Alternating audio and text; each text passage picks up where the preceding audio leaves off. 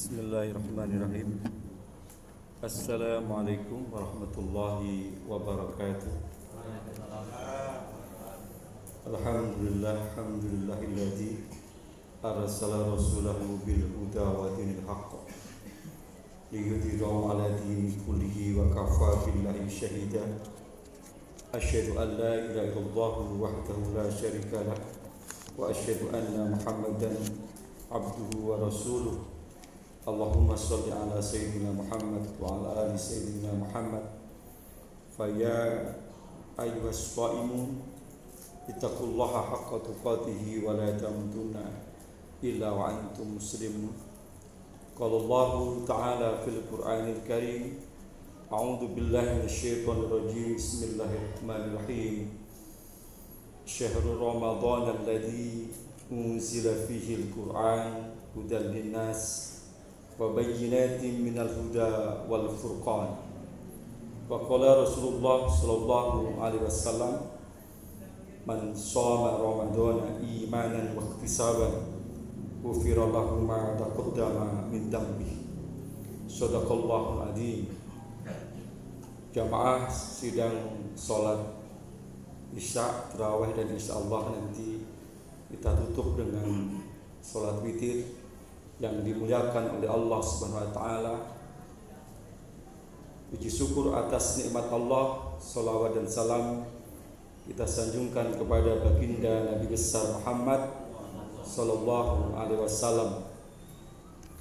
Jamaah yang dimuliakan oleh Allah, kita hidup di zaman global yang mana informasi cepat kita dapatkan karena kecanggihan teknologi yang dimiliki. Bahkan saya lihat di masjid kita ini ada CCTV di mana-mana.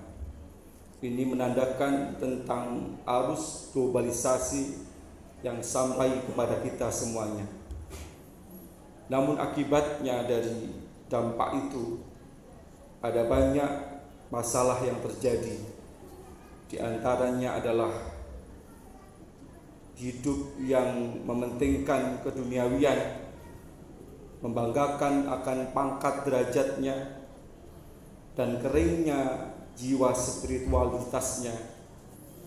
Munculnya dampak psikologis tentang stres, gila, dan penyakit-penyakit yang lainnya dari pengaruh yang disebut dengan arus globalisasi tersebut.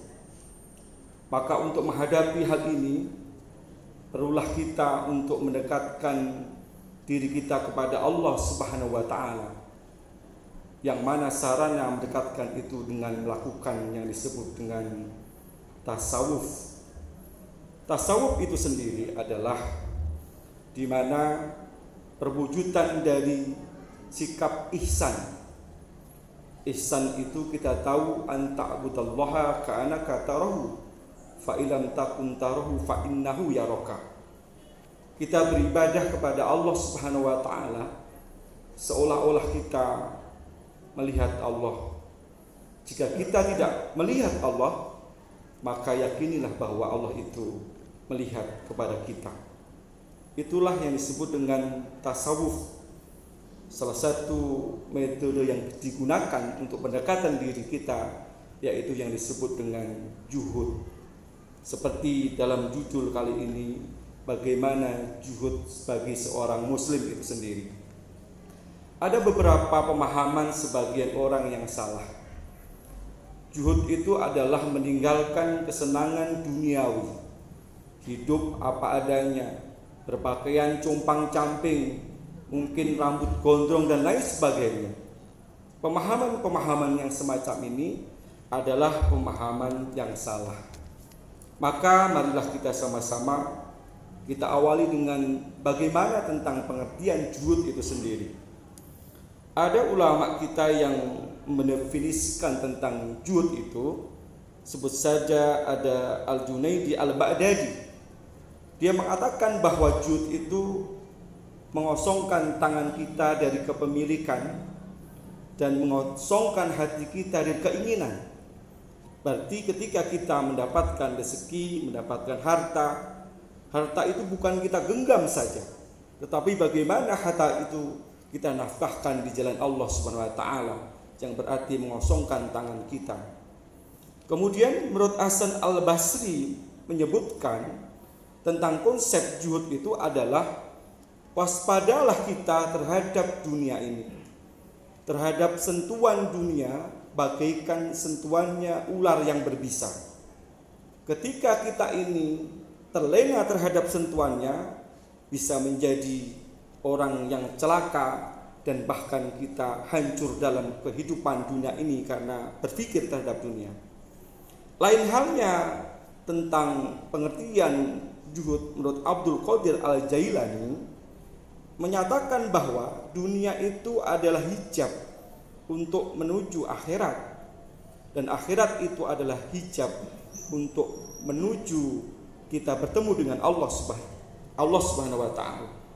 Ini baru beberapa pengertian yang harus kita pahami. Menurut Imam Al-Ghazali, dimensi zuhud itu ada 3. Yang pertama tentang ilmu. Jadi ketika kita ingin menjadi orang yang zuhud, seorang muslim yang mencintai Allah Subhanahu wa taala, bukan berarti ia meninggalkan tentang kesenangan duniawi ini. Maka dia harus mempunyai ilmu dan dia belajar memahami bagaimana tentang zuhud itu sendiri. Mungkin dia memahami tentang ayat-ayat Al-Quran yang menjelaskan terhadap hal itu.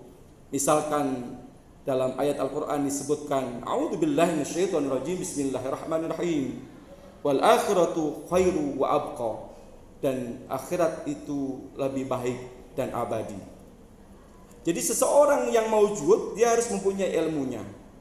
Hal ini sesuai dengan hadis Nabi, barang siapa yang ingin bahagia di dunia, maka dia harus mempunyai ilmu. Barang siapa yang bahagia di akhirat, maka dia harus mempunyai ilmu. Dan barang siapa yang ingin bahagia dunia dan akhirat, maka dia harus mempunyai ilmu. Kemudian dimensi yang kedua adalah hal keadaan. Orang yang zuhud itu harus mempunyai sikap, interaksinya dengan manusia seperti apa. Bukan berarti ketika dia sudah menjadi zuhud, menanggalkan hubungan sosial mereka kepada manusia yang lainnya. Tetapi di sana ada interaksi yang harus dijalin dengan akhlakul karimah, dengan perilaku yang mulia. Jamaah yang dimuliakan oleh Allah SWT, dimensi yang ketiga adalah amal. Jadi orang yang zuhud menurut Imam Al-Ghazali adalah mereka yang sudah mampu dan menanggalkan jiwanya serta menanggalkan fisiknya, baik penglihatan kita, tangan kita dan lain sebagainya, semuanya hanya untuk kepatuhan diri kita kepada Allah Subhanahu wa taala. Nah, kemudian kita kembali bagaimana pengertian zuhud menurut Nabi kita Muhammad sallallahu alaihi wasallam. Nabi kita Muhammad SAW mengajarkan kepada kita, zuhud itu adalah keseimbangan antara dunia dan akhirat kita. Berdasarkan terhadap hadis Nabi, i'mal li dunyaka ka'anaka ta'ishu abadan wa'mal li akhiratika ka'anaka tamutu ghadan. Bekerjalah kita untuk dunia kita seakan-akan kita ini akan hidup selama-lamanya.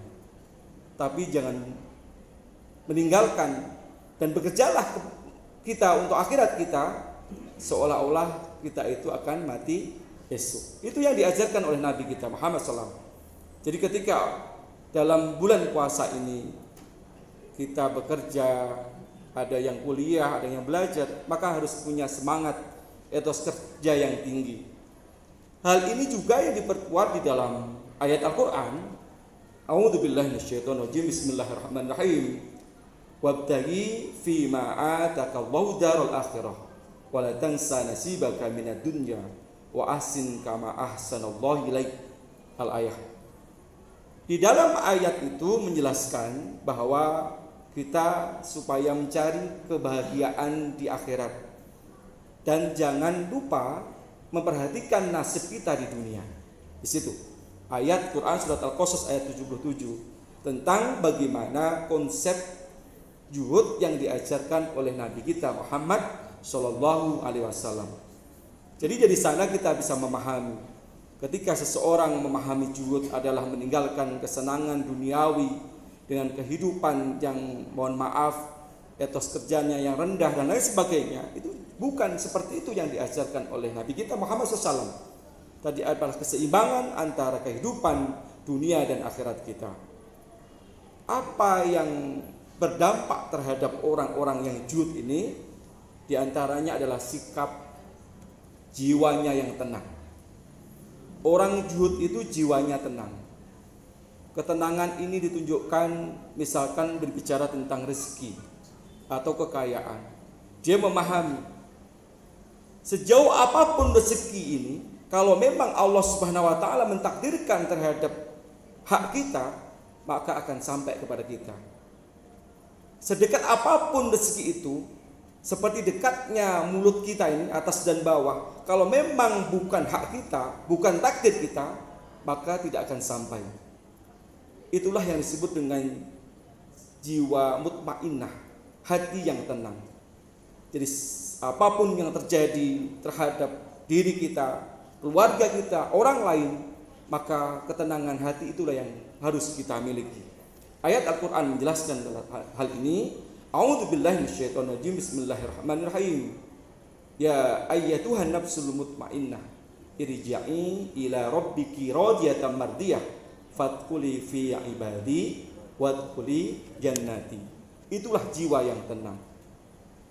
Hai jiwa-jiwa yang tenang, kembalilah kepada Allah Subhanahu wa taala, masuklah ke dalam golongan orang-orang yang ahli ibadah, dan masuklah ke dalam surganya Allah Subhanahu wa taala. Jadi ketika orang mengatakan dirinya sudah menjadi jahid, orang yang juhud, maka harus memiliki yang namanya jiwa atau ketenangan jiwanya. Seseorang yang sudah tenang jiwanya, maka tidak akan terpengaruh terhadap apapun dalam dirinya. Kenapa? Karena jiwanya sudah tenang. Dia pahami hanya kepada Allah Subhanahu wa taala. Kemudian yang kedua, orang yang juhud itu selalu mempunyai yang disebut dengan sikap husnudon, berbaik sangka kepada Allah Subhanahu wa taala. Ketika dia berdoa kepada Allah, kita meminta kepada Allah Subhanahu wa taala, dan kemudian sampai detik ini doanya tidak dikabulkan oleh Allah, maka dia memahami tetap berbaik sangka kepada Allah Subhanahu wa taala. Dalam hadisnya disebutkan, anna inda dzanni 'abdi bi. Allah itu bersama dengan sangkaan hambanya. Ketika seseorang doanya belum terkabulkan dan kemudian berburuk sangka kepada Tuhan bahwa Tuhan tidak mencintainya, Allah tidak menyayanginya, maka bisa jadi hal itu terjadi menimpa kepada kita. Maka orang yang juhud haruslah orang-orang yang selalu berhusnudon kepada Allah Subhanahu wa taala, sikap yang harus ditanamkan di dalam dirinya, baik itu dalam berinteraksi sosial ataupun dalam sikap kita terhadap interaksi kita dengan Allah Subhanahu wa taala. Jamaah yang dimuliakan oleh Allah Subhanahu wa taala, sikap juhud yang ketiga adalah al-khaufu minal jalil, takut terhadap ancaman Allah. Maka ketika dia takut kepada ancaman Allah SWT, yang terjadi adalah bagaimana dia terus berperilaku yang mulia, bertingkah laku yang baik. Jangan sampai berbuat maksiat karena merasa selalu diawasi oleh Allah SWT. Dimanapun saja kita berada, dalam kondisi sendirian atau banyak orang, maka rasa ketakutan diri kita kepada Allah itu harus tetap kita tanamkan. Dan dari perilaku juhud itu berdampak kepada wal istidadu liyaumi rahil, yaitu bersiap-siap untuk bertemu dengan Allah Subhanahu wa taala, yaitu di akhirat kelak. Pertemuan kita dengan manusia, dengan saudara kita, keluarga kita, teman kita, pertemuan belum tentu bisa, tetapi sesuatu yang pasti adalah pertemuan kita dengan Allah Subhanahu wa taala, yaitu kematian. Dengan adanya pertemuan kita dengan Allah SWT, maka dia mempersiapkan diri. Persiapan diri yang sebanyak-banyaknya. Bila pada malam hari ini kita ketemu di bulan suci Ramadan, maka kita siapkan amal kita dengan sebaik-baiknya. Man shoma ramadhana imanan wa ihtisaban ghufira lahu ma taqaddama min dhanbi. Barang siapa yang berpuasa Ramadan karena iman dan mengharap ridha Allah Subhanahu wa taala, maka Allah akan mengampuni dosa-dosa kita yang lalu. Jamaah yang dimuliakan oleh Allah Subhanahu wa taala. Jadi zuhud di dalam kehidupan seorang muslim adalah seimbangkan diri kita, baik kehidupan dunia maupun akhirat kita. Jangan zuhud pemahaman yang salah, meninggalkan interaksi sosial, berpakaian compang-camping, jauh dari keduniawian, yang merasa dirinya adalah orang-orang yang zuhud. Padahal pengertian itu adalah pengertian yang salah.